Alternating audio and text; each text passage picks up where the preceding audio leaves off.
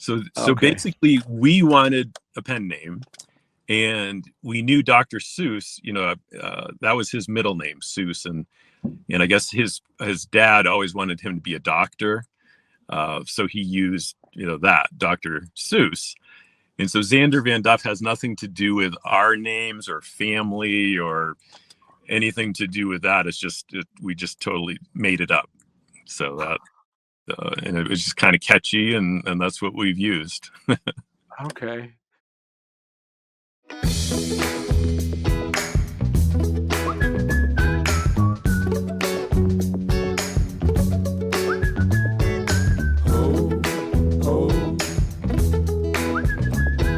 Welcome to Storycomic Presents, where we interview amazing storytellers and artists. This is episode 467. I'm your host, Barney Smith of Storycomic.com, and we're excited to have with us the internationally acclaimed and highly talented children's book author, Gene Roberts. Gene. Yeah. Well, thank you. So you're here to talk about your book, which the cadence of it, even in the title, is fantastic. It's called The Grok of the Rock. Yes. Yeah. Now, where did the name Grok come from? It was actually my friend. There was actually 3 of us that wrote this, and my 2 of us were like, well, why do you want to write a children's book? And we all like Dr. Seuss, but he especially liked Dr. Seuss. So the rhyming was definitely something we wanted to do, and he came up with Grok. So we went from there basically, and then the 3 of us got together and started brainstorming, come up with ideas to have the Groks, which we wanted something a little different, and just not quite a dog, cat, bear, monkey, just something unique. And we came up with the land of Binny Boobach.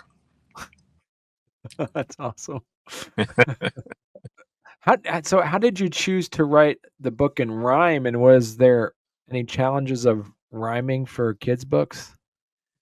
Oh, there certainly was. It was really because of Dr. Seuss. Dr. Seuss rhyming books, and that was without question something we needed to do with this book. So it was harder, but with the 3 of us coming up with the ideas, it took a little longer, but to rhyme and make sense, and we didn't get as crazy as Dr. Seuss with some of the words, but there's plenty of made up words in there. So talk a little bit about the characters, because the Grok of the Rock isn't the only character in it. There's also other characters named like Sidney and Harry as well. Right. So they all have the same last name. So there's Harry Grok and Sidney Grok. So Sidney is the smaller one that's really not good at the Grok games, and he's kind of picked on in the book there, and but he ends up saving the day and saving the life of Harry, and then he becomes the Grok of the Rock. So give people a little bit of a synopsis on what the book is about. Yeah, so basically it's just that it starts out with like I said, the land of Binny Boobach, and these Groks just love to have fun and play games. There's the summer part of the book, and then there's the winter part of the book, and like I said, Sidney, with his small size, he is just picked on and ridiculed, and because he's just not good at things. And but when he starts doing things that others can't because of his small size, then they see that he really is kind of unique and has a special talent. So he basically helps out and does things that Big Harry cannot do, and ends up saving the day. So it's basically the whole thing about, doesn't matter how big and tall you are, or strong, or whatever, we're all unique, and it's just better to be kind to people. And so basically then is like, did you draw from any real childhood experiences or underdog stories when writing this? Oh yeah. I mean, me and my two friends grew up in a small town, and I guess just like anywhere, there's, bullying. I mean, that's just a thing, even, I mean, these days, I think it's probably maybe worse than back then. Mm. And so, yeah, we drew on those experiences. I have a couple myself that, stood out, and my friends did as well. So we had definitely experiences to draw on, and basically, yeah. So we used that while we were thinking up how this was going to go, basically. So is Sidney based on anyone you know then, or is it based off of you then? It's really just based on all of us, just basically, Okay. and anyone who's picked on. I mean, we weren't like that. I mean, I mean, I'm 6 feet tall now, but in school I wasn't real short or anything, so I didn't get picked on for those things. But we did get picked on for other things, and usually it's things you can't control, like size, like Sidney. So I think that's how we basically just related to it, but it wasn't directly for me or my two partners. What's the age range you say for the Grok of the Rock? I would say anywhere from 2 to 99. No, because I would say the main age range would probably be between 3 and 8 are probably our biggest fans. And although we have kids that are older, and many adults that have really liked the book too. So but mainly 5 and 6 year olds are probably our biggest fans. How do you build a fantasy world that's still relatable to like 3 and 4 and 5 year olds?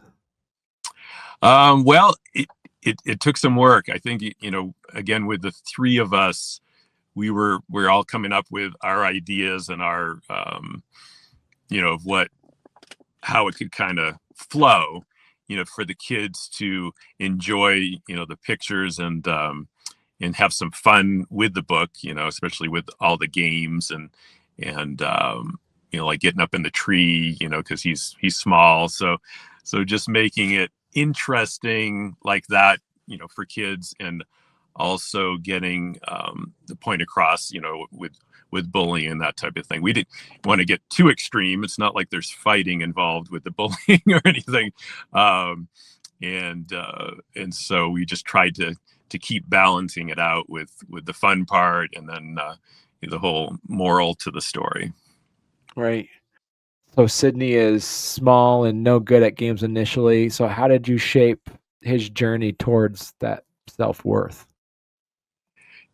Just basically being a good person, even though he's picked on, he still makes the initiative, and helps out, getting up in the tree, when Harry, falls out because he's too too big, and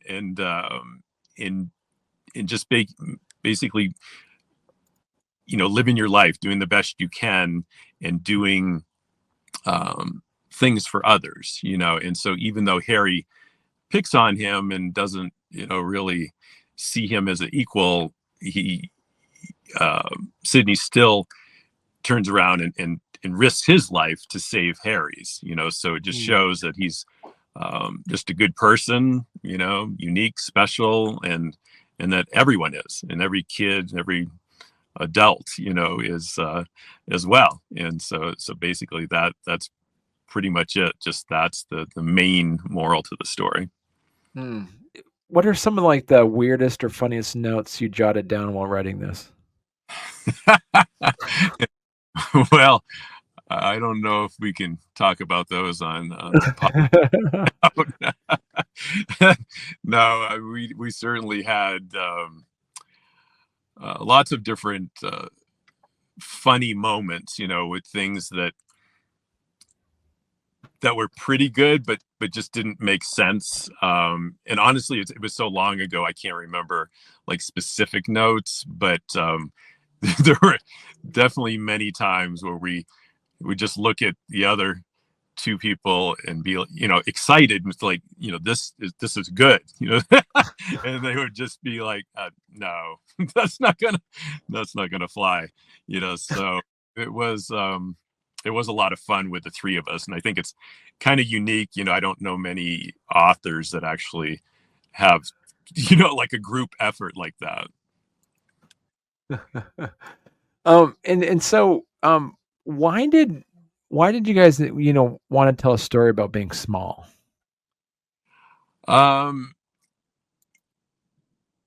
Initially it was Doug's idea, I think. Well, I mean, but we still did brainstorm about that. I think we were just thinking of different avenues, different morals to stories. And then, like I said, we looked at Dr. Seuss and the different types of books he had, and about various adventures, and all the things that he taught us, and so I think it was just, we came up with that kind of the underdog idea, and I think it just formed from there. So basically, somebody that's, just not as good at something, and we just came up with the smaller size there. Not saying that, he's not good, but basically that's how it initially happened. But I think Doug was the main one that was kind of driving that. Well, hey there. If you're enjoying our podcast, don't forget to subscribe on YouTube or leave us a 5-star review on your favorite podcast platform. Your support means the world to us and helps us keep this show going. We love hearing from you, so any feedback is welcome. And thank you for being a part of our podcast family and for all your support. It truly means a lot to us. What was the story always going to be about, like competition, or did that kind of evolve? I think that just kind of evolved because we're all kind of into sports, growing up, and I think that's mainly why we went that route. Basically, just thinking of something that Groks like to do. They live in a rock, and they like to play games. So it's a great combination. What's a hidden lesson adults might get from the book? I don't know if it's really hidden. I mean, I think it's just about trying to instill in kids and in all of us that things that are really important. You know what I mean? Of just being a good person, being nice to people, trying to stop, the bullies, trying to understand, what mentality people are coming in at, and how to kind of confront that, and just stay grounded and teach kids that they don't have to keep up with everybody else, and they have to realize that they, are good people and unique, and just that's pretty much how it goes. It doesn't matter about a lot of little things. It's more of the important things, and communicating and just teaching the kids those kind of values. So have you done live readings of the book? Oh yeah, many. Yeah. Many readings. What was the reaction then? Oh, it was great. Like when I read in schools, there's all kinds of questions about about Benny Bubak, and am I special, and just great questions from, I think that was like 5 or 6 year olds that I read to, that I mainly have read to. And so yeah, I get lots of good feedback, and kids want it read over and over, which is great. And I've had people tell me that a lot of times their kids don't want the books read away, read to them again right away. But with ours, lots of parents have told me they want it read again and again, right away. So that's a great thing. And reading, I've read it to kids like at festivals, and it's just a great way to sell the book, because once we can read it to people, or people read it themselves, then we can sell them, no problem. What's your favorite line or rhyme from the book? Well, probably just the beginning part, deep in the land of Benny Bubak, there once was a rock, the rock of the Grok. Just the introduction and getting him into, the land of Benny Bubak. In fact, as a co-author, and our pen name is Zander Van Duff. And when I think of that, I think of like a safari explorer, someone that's out, and I discovered the land of Benny Bubak. So that's, I haven't got the outfit yet, but I'm going to get that and be dressed up like that at events as an explorer. Oh, that's cool. And so yeah, that brings me up to my other the other question then about it's a pen name is the Zander Van Duff. Right. So Okay. basically we wanted a pen name, and we knew Dr. Seuss, that was his middle name, Seuss, and I guess his dad always wanted him to be a doctor, so he used that, Dr. Seuss. And so Zander Van Duff has nothing to do with our names or family or anything to do with that. It's just we just totally made it up. So that and it was just kind of catchy, and that's what we've used. Okay. When you sit down and read it, is there a soundtrack of this story, if you could set it to music?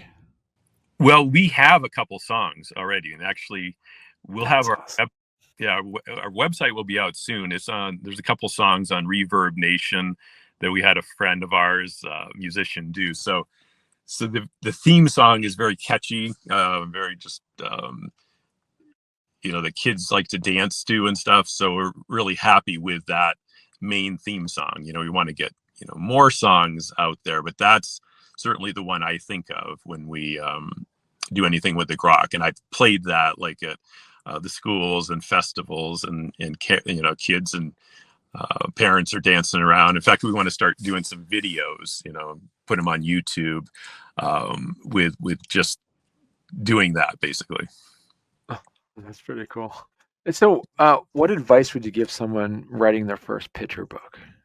I mean, the writing part, I think is just patience, doing some homework, really knowing kind of what are kind of the hot spots for kids, and basically looking at the competition, of what's really out there, that type of thing, and kind of getting that idea of what lessons or morals, you want to have come across, when you do it.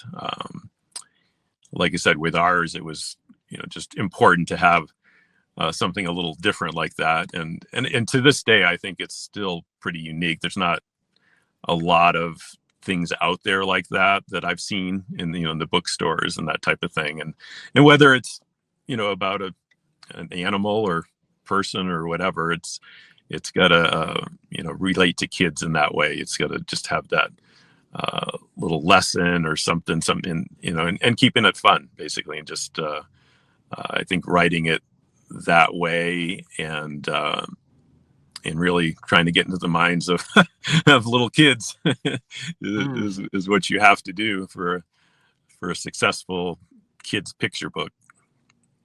And so what would you say is a secret to writing a story that kids and adults love? Well, I think it's just making it fun, whimsical, like Dr. Seuss. There's just so many adults and kids that love Dr. Seuss, and you see the unbelievable, graphics and um, the world that those, the characters live in. So I think it's just having that relatable part of it because the parents are going to like the lessons. They're going to like the, any morals that can come across and help the kid, help teach the child whatever that may be. So I think that is the important thing, and keeping it fun. Like you said, we had, it was a challenge for us and for with us. I think that the rhyming really helped with that because people really seem to like the rhyming. The kids, it seems to keep their attention a little better, and parents really enjoy reading it to the kids. And so you certainly have to have that, because the parents are, they got to be on your side. What makes a strong read aloud book versus one that's meant for solo reading? I think just having those having the words that spark the imagination, so even if we read our book, without the illustrations, I think it's something that, kids and adults can think of, like, oh, that sounds cool, and like not even knowing what a grok, really looks like. So I think it's just having that kind of imagination and just descriptive words, basically, that come across and really spark that imagination to where they can see the book without it, even having it with them. So I think if you can do that and then add great illustrations, that's gonna work out for them. Because of the book's success, are you working on a sequel? Well, the success part of this book, we want to, obviously keep going with it. I mean, we've done a lot more marketing. We have some animation coming out, the new website. So we really want to push this one in. And honestly, what we want to do is get into shows. We want to do like live shows. I have one volunteer now that dresses up as a grok, and That's cool. so it's hard to find people that want to do that job, but we want to lead that into shows, hopefully more animation, that type of thing. So we Right. certainly want to do another book, but I think at this time we want to get this one out more to where it's even more well known, and we can really get on with the other parts of it. Then, Gene, if people want to learn more about you or the Grok of the Rock, where's the best place they could go to? Well, basically, there's some information on the website under the contact information. At the top, it gives a little information about us. And like I said, the new website, which actually the website guy lives in Vermont, and he's working on it now, so it'll be available soon. But if they can hold on a little longer with that, grokoftherock.com is where that will be. We'll have all the information on there. And like I said, just by your show here and that type of thing, we hope to get our name out there a little bit more. Excellent. Okay. Right. And so if people want to read the book, they could pick it up at their local bookstores, or they can go to their library and request that their library carry a copy of the book. Yep, they can request that. And then, of course, Amazon. And then actually through our publisher, we have the publisher is BookBaby, and that they can get excuse me, through them directly as well. But okay. Yep. Excellent. All right. Well, listen, thank you so much, Gino. It was a pleasure talking to you. Yeah, you as well. Thank you very much.